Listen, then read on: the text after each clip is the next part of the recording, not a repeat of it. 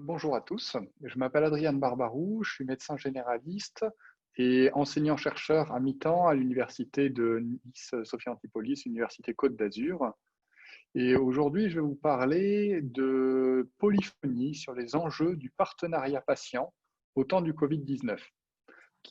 C'est le titre d'un article que vient de publier le groupe de recherche Sherpa, qui est un groupe qui associe des chercheurs universitaires et des chercheurs patients. Donc, cet article vient d'être publié dans la Revue française de neuropsychologie et c'est une réflexion sur l'importance des savoirs expérientiels et du partenariat patient dans notre capacité à comprendre les effets de la pandémie du Covid et du confinement, accroître la résilience face au stress lié à la crise sanitaire, voire même prévenir les conséquences délétères d'une future pandémie sur la santé au niveau individuel et collectif. Alors, c'est un groupe de chercheurs patients, Sherpa, c'est un groupe de recherche pluridisciplinaire qui a parmi ses membres des patients experts, des médecins, des chercheurs en psychologie sociale, moi je suis à la fois médecin et chercheur en psychologie sociale, des neuropsychologues, un patient-chercheur et docteur en sciences de l'éducation qui est Luigi Flora, et un anthropologue et des psychologues cliniciens. Ça fait un paquet de monde et l'idée, c'est de travailler ensemble pour essayer de faire émerger des choses nouvelles, comme vous allez le voir. Alors, le partenariat patient, c'est une approche de soins qui est fondée sur la participation des patients au débat et décisions qui les concernent. Le patient partenaire, c'est une personne progressivement habilitée au cours de son parcours de santé à faire des choix de santé libres et éclairés. Ça, c'est le centre d'excellence du partenariat avec les patients et le public qui le définit comme tel. Les savoirs expérientiels des patients, c'est des savoirs qui ne visent pas à se substituer au savoir médical, mais bien à le compléter. Les médecins, ils ont un savoir expert sur la maladie, mais ils savent en revanche assez peu de choses sur l'expérience et le vécu avec la maladie. Le patient partenaire est aussi de plus en plus engagé dans les instances décisionnelles en santé, dans la formation des professionnels, dans la recherche. Cette implication, elle permet d'intégrer des données qu'il est le seul à pouvoir fournir à travers des connaissances et compétences relatives au vécu avec la maladie. On appelle ça les savoirs expérientiels. Alors, à l'intersection de plusieurs disciplines, Sherpa s'est créé avec pour objectif l'étude de ces savoirs expérientiels en santé, ainsi que l'élaboration d'un programme de recherche avec des patients experts. Et attention, le avec est important. Actuellement, on travaille sur la douleur en collaboration avec la Fédération hospitalo-universitaire InnovPain. L'objectif, c'est de mettre en lumière certains mécanismes qui ne peuvent se comprendre qu'en prenant en compte la complexité du vécu du sujet qui est confronté à la maladie.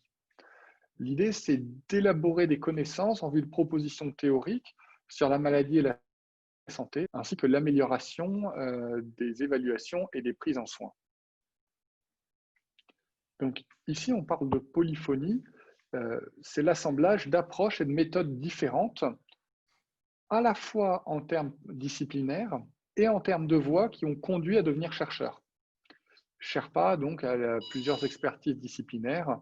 L'anthropologie qui permet de rendre compte de ce que la maladie modifie au quotidien dans la vie des patients. La psychologie sociale de la santé qui apporte une approche à la fois qualitative et quantitative, donc de mesure et de compréhension sur les croyances, les représentations et les comportements associés à la pathologie, et qui élabore aussi des protocoles expérimentaux, notamment pour améliorer l'observance du traitement. La psychologie d'orientation psychodynamique, elle permet d'appréhender la réalité subjective de la maladie et la prise de conscience des mécanismes en jeu dans le soin pour le patient et pour le psychologue-chercheur.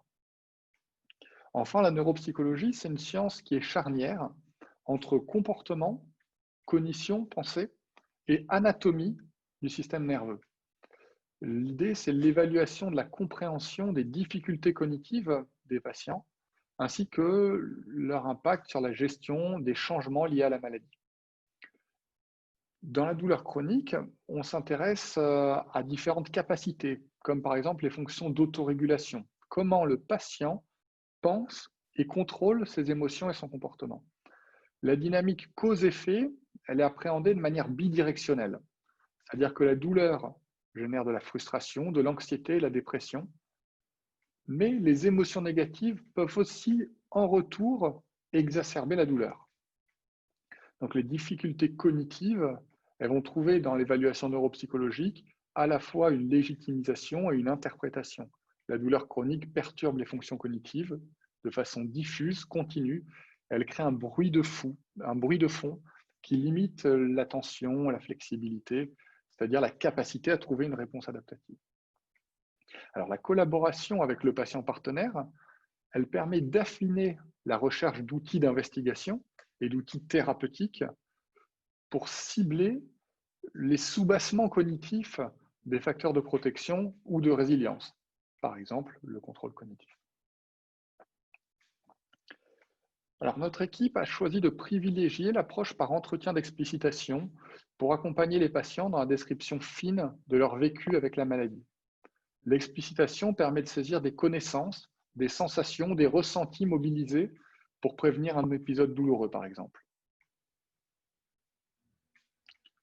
Alors, la pandémie du Covid et le partenariat patient. Dans le papier qu'on a publié dans la revue française de neuropsy, on reprend une phrase du Monde qui faisait le constat. Le constat est unanime, les associations d'usagers de la santé sont les grandes oubliées du débat sur la Covid-19. Ça, c'était publié dans Le Monde. Ça interpelle d'autant plus que la France, elle possède les structures nécessaires au développement du partenariat patient. Il y a des associations de patients, des représentants en santé. Mais là, on dirait qu'elle a complètement oublié de les mobiliser dans le cadre de la crise sanitaire. L'objectif du papier qu'on a publié n'était pas de rentrer dans un débat sur les raisons politiques de ce choix, mais plutôt, à partir de ce constat, de mettre en évidence les bénéfices potentiels du partenariat patient, même en temps de crise, surtout en temps de crise, d'attirer l'attention sur l'une ou l'autre des initiatives de partenariat observées pendant la période de confinement et souligner les effets délétères de l'absence de partenariat auxquels on pourra s'attendre si on continue dans cette voie. En situation de crise sanitaire, il ne s'agit pas seulement d'agir vite, mais d'agir de manière pertinente. Et ça exige l'implication des patients dans les prises de décision qui les concernent. Alors, pourquoi les associer aux prises de décision? Avant tout, pour identifier et répondre à leurs vrais besoins et éviter de supputer ce qui est bon pour eux. Il ressort des enquêtes préliminaires sur la Covid, lancées par les associations de patients, que les patients mettent un primat sur le non médical et les solutions pour de meilleurs soins et organisation de vie, améliorant leur vie au quotidien. Pour nous, la traduction en termes de recherche de ce constat, c'est vraiment un enjeu central.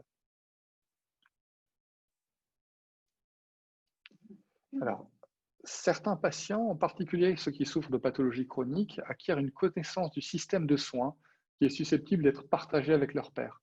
Les trajectoires de soins d'un professionnel à l'autre, entre les différentes institutions médicales, sociales, leur donnent une connaissance d'un système de santé dont l'organisation en silo rend la lecture particulièrement difficile. Ça, c'est un des freins au développement d'un partenariat patient qui a été mis en évidence par la crise. L'existence d'environnements auto-centrés qui évoluent les uns à côté des autres et qui s'ignorent largement. Les organisations publiques et privées, les organisations hospitalières et ambulatoires, les structures hiérarchiques complexes, surspécialisées. Alors, on vous propose un instant une réflexion qu'on a mis dans cet article qui nous semble assez emblématique de ce constat. C'est une femme qui travaillait au CHU. En période de confinement, elle était cantonnée dans son bureau par sa hiérarchie, dans l'attente d'une prise de décision. Excusez-moi. Son assignation suscitait chez elle de la honte, de la culpabilité, d'être applaudie tous les soirs, de voir ses enfants gardés et de se sentir inutile. Son médecin, au bout d'un moment, a considéré qu'elle était vraisemblablement atteinte par la Covid et l'a mise en arrêt maladie, qu'elle n'a pas réussi à accepter. Du fait de cette honte et de cette culpabilité, elle a continué à aller travailler. Et finalement, elle a l'impression qu'elle a elle-même contaminé des collègues de travail. Donc, ce choix et ce vécu, ils ont un retentissement à la fois individuel et public. Parce que si c'est joué à un moment donné de manière singulière, va permettre aussi de comprendre et d'entendre la complexité des comportements de masse dans un contexte de pandémie. Dans ce contexte, le patient est un des rares acteurs à pouvoir, par sa trajectoire médicale et ses divers engagements, faire des liens et créer des ponts entre ces mondes. À travers son savoir expérientiel de la maladie, il donne accès, entre autres, aux mécanismes psychiques inconscients qui freinent son observance à des prescriptions ou bien qui entraînent à son insu une réaction thérapeutique négative. La conscientisation de ces mécanismes permet aux professionnels de santé de faciliter et de mieux organiser les soins.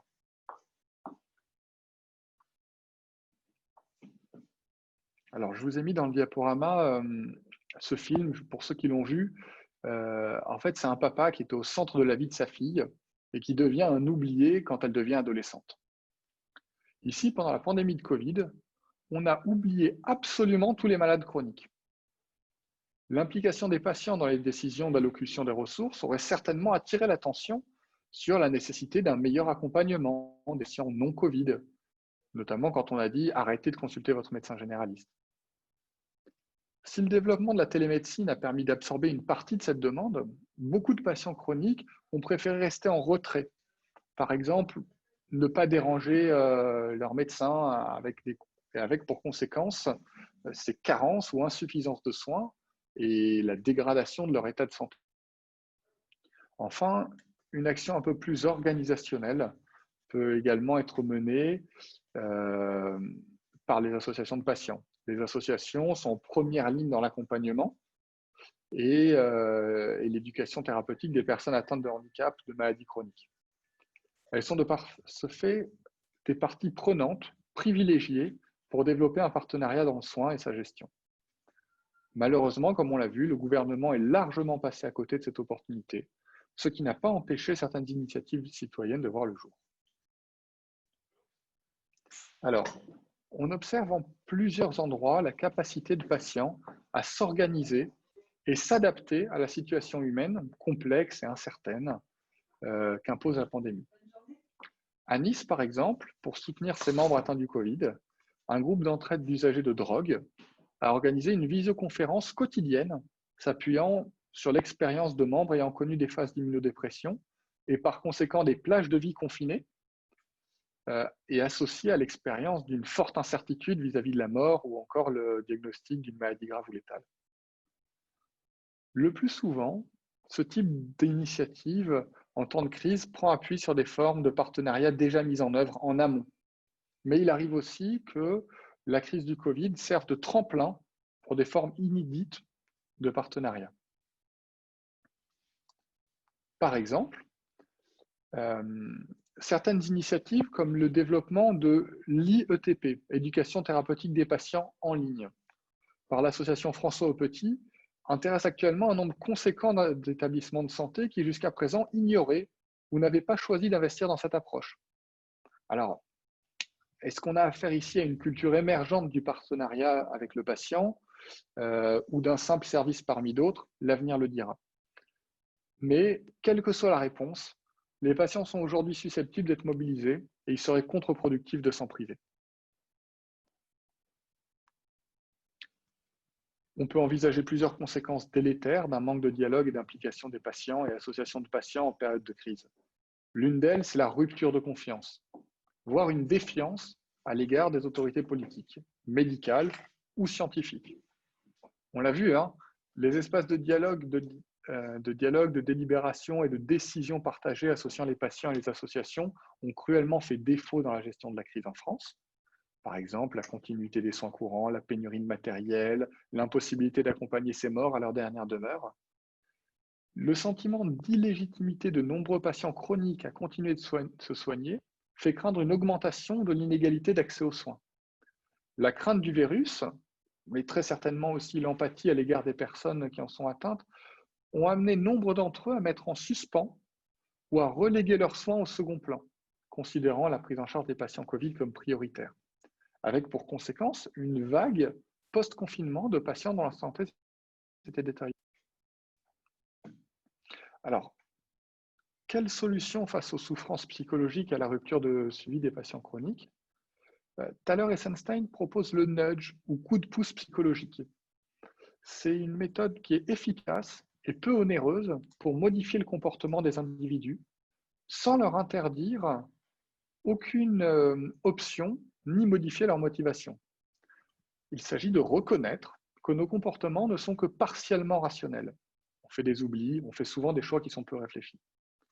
Nudger, c'est modifier le contexte dans lequel l'individu va faire son choix pour mettre à profit les biais cognitifs qui ont tendance à gouverner nos choix au lieu de se laisser influencer par ces biais. Ça peut passer par des rappels, par des présentations plus claires des informations ou par un changement de l'option par défaut. Cette approche, elle est propice à la construction d'un partenariat patient, à condition que son principe soit l'orientation conjointe du patient et du praticien dans une voie choisie ensemble. Par exemple, en cette période d'épidémie, il y a beaucoup de patients qui pratiquaient plus d'activité physique et qui consultaient pour une prise de poids ou pour des troubles anxieux. Alors que l'activité physique, c'est le traitement de premier choix de la prise de poids et des troubles anxieux. En partenariat avec ceux qui le souhaitent, l'implémentation d'intentions, c'est-à-dire dire vous allez vous y mettre quand, comment, est-ce que vous allez vous mettre un rappel, à quelle heure vous y allez y aller et qu'est-ce que vous allez faire précisément, ça a montré que ça peut permettre d'augmenter l'activité physique. Et le nudge peut également améliorer l'accès aux soins en période de confinement. Il y a un projet qui s'appelle CoviQuest, qui a été lancé par le CHU de Tours et par les médecins généralistes de Tours, qui invitait les généralistes à recontacter leurs patients pour leur proposer une téléconsultation. Donc ça, c'est un nudge, c'est un petit coup de pouce pour aider les gens à ne pas rester dans leur coin tout en leur laissant une liberté de choix. L'exploitation des biais cognitifs a donc sa place pour relever les défis liés au Covid, à condition d'être en partenariat, à la fois pour l'efficacité du nudge, mais aussi et surtout pour son acceptabilité sociale et éthique, afin d'en faire une pratique collaborative. Une autre chose qu'on peut utiliser comme piste et contre laquelle on travaille à Sherpa, c'est l'éducation thérapeutique du patient. Donc, je vais passer la parole à Eric, qui va nous dire quelques mots là-dessus.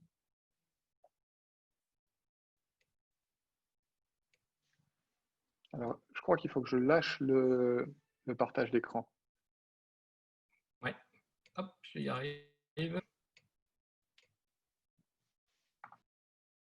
Est-ce que vous voyez mon PowerPoint là ou pas? Encore. Ouais, on le voit. D'accord. Donc voilà, donc moi je vais vous parler d'un projet que le Sherpa a, donc sur le projet de la stimulation médulaire. Donc nous avons eu déjà 3 rendez-vous avec le service, une avec toute l'équipe voilà, du projet, donc du CHU, avec neurologue, chirurgien, infirmière. Et puis donc un 3e rendez-vous, on a commencé donc à avoir donc des malades et puis de pouvoir assister justement donc à ces rendez-vous pour avoir un petit peu les besoins des malades, quelles sont leurs inquiétudes, de façon en fait à mettre en place ou en tout cas à proposer quelque chose justement pour ce projet. Donc c'est vrai qu'il s'est avéré que on s'aperçoit que les neurologues, chirurgiens vont répéter quand même pas mal de fois la même chose, parce qu'ils doivent justement donc apprendre certaines choses donc à leurs malades. Donc c'était de faire donc des petites capsules vidéo par type de praticien, c'est-à-dire le neurologue, le chirurgien, l'infirmière, montrer aussi le matériel. Il y a une façon aussi de montrer ce matériel, après des témoignages de malades qui, pour nous, malades, sont une des choses les plus importantes. Et puis surtout, de se faire rencontrer entre eux. Parce que c'est vrai qu'on s'apercevait que là, c'était compliqué aussi qu'ils se retrouvent tous ensemble. Donc après, c'était de faire voilà, donc des petites capsules vidéo sur le neurologue, le chirurgien, l'infirmière, sur l'appareil, comment ça marche. Et puis aussi des témoignages de malades, comme je vous l'ai dit, qui sont importants justement, donc de voir un peu comment on vit avec ce système-là. Après, c'est de faire justement, de mettre en place un programme d'éducation thérapeutique. Donc le CI3P, on a déjà travaillé un petit peu sur des visuels, donc déjà pour pouvoir les mettre justement à disposition, pourquoi pas des maisons de santé, des CHU, sur des programmes bien définis, où on va communiquer, parce que le problème c'est qu'il faut communiquer aussi sur ce qu'on fait au niveau donc, des CHU, et ça moi je m'en suis aperçu même dans nos pathologies, c'est aider aussi à communiquer avec une image pour que ce soit attrayant, que tout de suite on ait l'œil porté sur la chose et après pouvoir prendre donc rendez-vous avec l'infirmière. faire aussi des ateliers. Donc, des ateliers, pourquoi pas, là, sur la douleur. Toujours pareil, en communiquant, il y a un atelier qui va se passer, donc tel jour, telle date, avec le descriptif de l'atelier pour qu'on puisse justement donc, travailler sur le même cahier des charges, on va dire, donc, de l'atelier. Un atelier fatigue, sur la même chose, sur les droits sociaux, parce qu'on s'est aperçu qu'en fait, ce sont ces 3 ateliers, je pense, qui seraient donc indispensables donc, pour les malades. Et puis surtout, de les faire donc, en groupe, ça leur permet d'échanger entre eux. Donc ça, c'est quelque chose aussi qui me semble être très intéressant. Et puis à savoir, tout ça, tout ce qu'on a vu, alors c'est vrai que ça, on l'avait travaillé avant le confinement, mais à savoir que ça peut très bien être mis donc, en e-accompagnement, comme je l'ai présenté ce matin. Il suffit simplement d'adapter en fait, les outils de travail. Donc voilà, et puis après, pourquoi pas donc faire des petits webinars, des podcasts pour qu'en fait, on puisse avoir les réponses les plus fréquentes posées par les malades, parce qu'on voit quand même que c'est souvent aussi les mêmes. Donc pourquoi pas les mettre en petits podcasts ou alors organiser des webinars, on va dire régulièrement, pour qu'ils puissent avoir accès aussi aux réponses par l'intermédiaire en fait de leurs praticiens, soit le neurologue, chirurgie. Donc ça peut être des webinaires différents pour que les malades puissent poser en fait leurs questions. Voilà en gros, si vous voulez, le projet où on en est actuellement. Merci Eric. En conclusion, en France, la prégnance des approches centrées sur la maladie freine encore la prise en compte de l'expertise des patients partenaires. Dans une logique psychosociale, la difficulté vient du poids de l'influence des perceptions médicales classiques. C'est-à-dire que les idées, les construits cognitifs et idéologiques des institutions forgent un espèce d'univers commun qui règle les actions et les interactions sociales et qui freine l'évolution des pratiques en santé. Aujourd'hui, dans l'inconscient collectif, les compétences et le pouvoir en santé appartiennent au monde médical et paramédical. Et ce monde-là, cet univers, il véhicule encore l'image d'un patient passif plus que partenaire. Mais les choix politiques et économiques des décideurs peuvent aussi freiner l'évolution des conceptions. Ils ont d'ailleurs amplement montré leurs limites lors de la crise du Covid. Cette mise sous tutelle freine la participation des individus par rapport aux pratiques de soins et d'éducation en santé. Si un malade citoyen est impliqué, c'est encore souvent au seul titre d'une contribution à son propre processus de soins, qui est lui-même managé par des professionnels. Et c'est aussi de la sorte que la plupart des populations se représentent encore la problématique humaine de la maladie. En regard d'une citoyenneté collective et participative, les initiatives qui se multiplient restent minoritaires. Et pourtant, on sait le fort pouvoir d'influence sociale des minorités qui peuvent être porteuses d'innovation, capables de rallier les majorités. Le développement du partenariat patient et la reconnaissance des savoirs expérientiels bousculent véritablement nos manières de penser le soin, mais aussi la recherche, la formation des professionnels et les politiques de santé. Il nous semble, au nom de l'ensemble du groupe Sherpa, il nous semble urgent d'emboîter le pas à cette innovation majeure. Je vous remercie pour votre attention.